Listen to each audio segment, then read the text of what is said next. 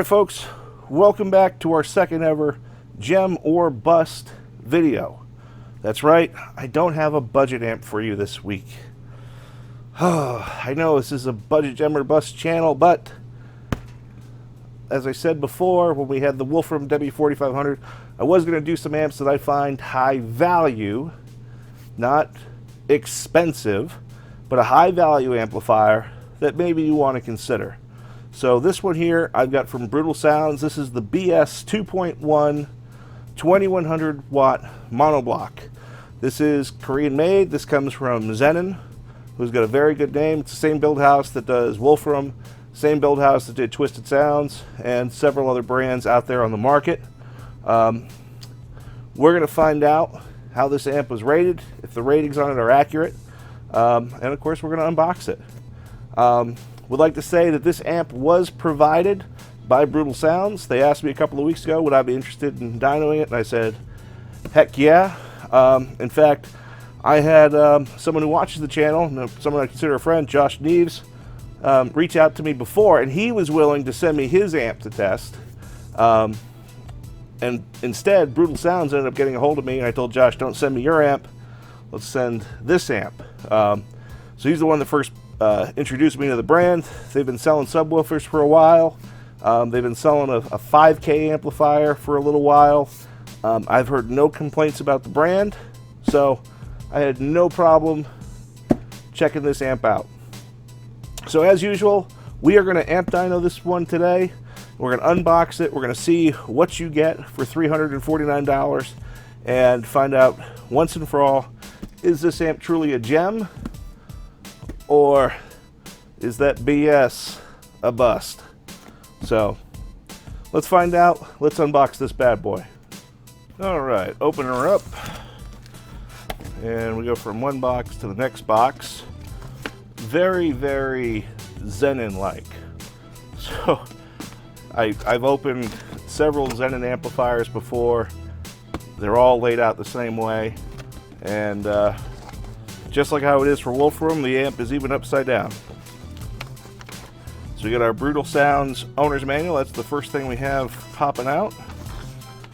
And let's find out what the specs are here. Oh, it's on the back. So for the 2.1, we are rated at 535 watts by 1 at 4 ohms, 1070 watts by 1 at 2 ohms, and 2100 watts by 1 at 1 ohm. That is at 14.4 volts and 1% THD. Fantastic. Over here, we got our Allen keys and our very nice metal remote bass knob with a power light. No clipping indicator. I haven't seen a Zenon amp yet that's got the clipping indicator on there like S&I will sometimes. And of course, one much heavier than I expected amplifier. I don't know if I'm used to some of these budget ones at 2,000 pounds or 2,000 watts and they weigh nothing. This one is not in that category. This Brutal Sounds amp's got some heft to her. It's kind of like my sister. Oh. Ooh. This is a nice looking amp. It's kind of got that tungsten metallic finish to it. Pretty sweet with, of course, the white silk screened on Brutal Sounds logo and, of course, the model number 2.1. So this is a very beefy heatsink attached to this. Should adequately provide cooling for the amp. I mean, this is an attractive amp. Good job, guys, picking this out. All right, let's walk around the sides of the amp. Along this side of the amplifier, it can't get any more easy than this. The only thing on this side is your power and ground terminal and your remote input terminal. That's it. These inputs are 1/0 gauge. You can see here this reducer fits absolutely no problem into there. Easy peasy. They do give you a warning over here that just basically lets you know You have to definitely externally fuse this amplifier because there is no internal fuse. You know, on this side of the amplifier, we've got a lot more going on than the other side. We have our telephone style cord connection over here. Right over here you have your RCA inputs. These are not RCA outputs. These are actually your RCAs for linking the amp. So over here is your master output. So this is going to be the master amp. You connect one over here and you connect it to the other amps over here. This RCA input, which would designate this as the slave amplifier. These RCAs are very nice. They're a nice Tiffany style, very high quality. So very nice for Brutal Sounds, not cheaping out on the RCAs. You have your gain control here, your subsonic filter, which is adjustable from 10 hertz to 60 hertz. So if you are really get some high bass or you're tuned really high, you can go all the way to 60 hertz. Your bass boost, which you should leave off. You can adjust the frequency of the bass boost. Again, who cares? Leave it off. You have your low pass filter, which is adjustable from 250 hertz down to 30 hertz. And of course, a phase adjustment. Here, you know, this is a little bit redundant, but there is a master and slave switch to go along with these RCA outputs.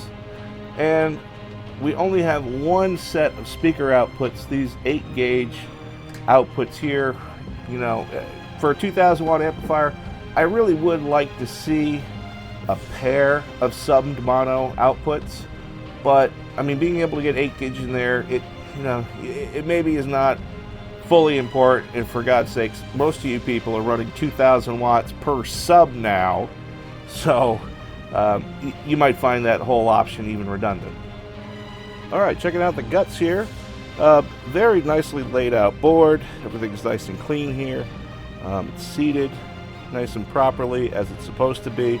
None of the parts are wiggly at all. That's what you really want, especially in a 2000 plus capable amplifier. The capacitors, they're only 85 degree capacitors. I really wish they had done the 105, but you know, you can't have everything, I guess. They are 3300 microfarad and 100 volts apiece. So nicely done, as you would expect from a Korean build house. Okay, nothing left to do here but to strap up the Brutal Sounds BS2.1 amplifier up to the amp dyno and find out just how much power this amplifier actually produces. I got a feeling it's going to be pretty good. Let's find out. I'll see you after the test.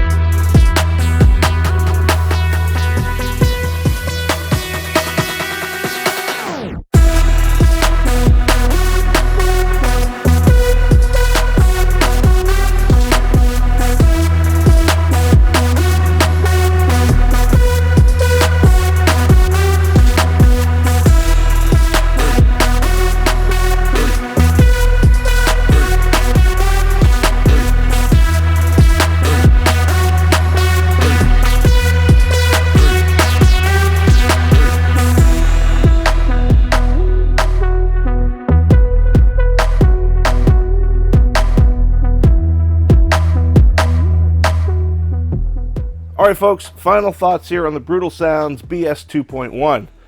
You saw the numbers. We got well over the rated number of 2200 watts at 1 ohm certified. We got over 2300 watts. Uncertified, we got just under 2500 watts. And dynamic over 2700 watts, which is really good. We were equally strong at 2 ohms with just about 1600 watts uncertified, a little bit less than that certified, and of course 1 ohm, the certified number is up near 800 watts, but almost 1000 watts at 4 ohms. So that's really good for you people that are fearing box rise. This isn't one of these 2000 watt amps that puts out 500 watts at 4 ohms. You're still going to get damn near 1000 watts at 4 ohms if you have that much box rise. And at 2 ohms, you're still going to get around that 1600 watt number. So this amp will do good at fighting off some impedance rise. Other things too, I ran dynamic numbers. I did 0.8 and 0.67, and we got well over 3000 watts there. Brutal Sounds does warranty the amp up down to 0.5 for you folks that are going to wire that low. I didn't run it because, well, I was going to run it because they asked, but then I bought the amp from them because I really did like this, and I was like, I'm not blowing this up, so I didn't run a 0.5. Sorry. There is a chance, because this is a Korean-made Zenit amp, I got a feeling the protection circuit would probably kick in anyway. You see that on some of the others, like Crescendo and some of the S&I ones, DC Audio. Some of them will protect at 0.5. And before you go, I run 0.5 all day with those amps. It's like, well, 0.5 on subwoofers is a lot different than the amp dyno. The amp dyno is resistive. That's like 0.25 or less for what you're wiring at home. Extremely difficult to do on an amplifier. But this one here, the thing that I will say about the numbers, the wattage numbers are all real. The one that I'm really curious at, because I think this amp might have a little magic in it, because my current draw numbers were unbelievably low, which means that this amp is super efficient. I ran the tests multiple times at 4 ohms, 2 ohms, 1 ohm, trying to see, okay, is the clamp meter giving me a goofy number here for some reason? I changed the batteries in the clamp meter, repositioned it several times. I went from wiring with dual inputs down to single inputs. I got the same number every single time. So this amp is ridiculously efficient to go along with the good numbers. So for $349 for a Korean-made amplifier that is warranted to 0.5 ohms and that will give you over 2300 watts certified up to 2700 watts, and for you 0.5 guys, you're looking up over 3000 watts for $349. Yeah, this amp is a gem, my friends. This thing is a stupid value. You're gonna compare it against the Orion XGR 2500.1D. Hey, yeah, those are about the same price on Amazon. That's no warranty. That's not an authorized dealer. Good luck trying to get warranty through Orion with a $349 amazing deals buy. Not going to happen. So, with everything that it offers, hell yeah, fantastic value. I'm glad I got a chance to check out this amplifier. It's made extremely well. I bought it. I didn't have to buy it. They sent it to me. I bought it. I'm going to rock this in my truck. Nice job, Brutal Sounds. That's it for me, folks. I got a ton more amps to test. I got lots of stuff coming up. Stay tuned. I'll see you next time.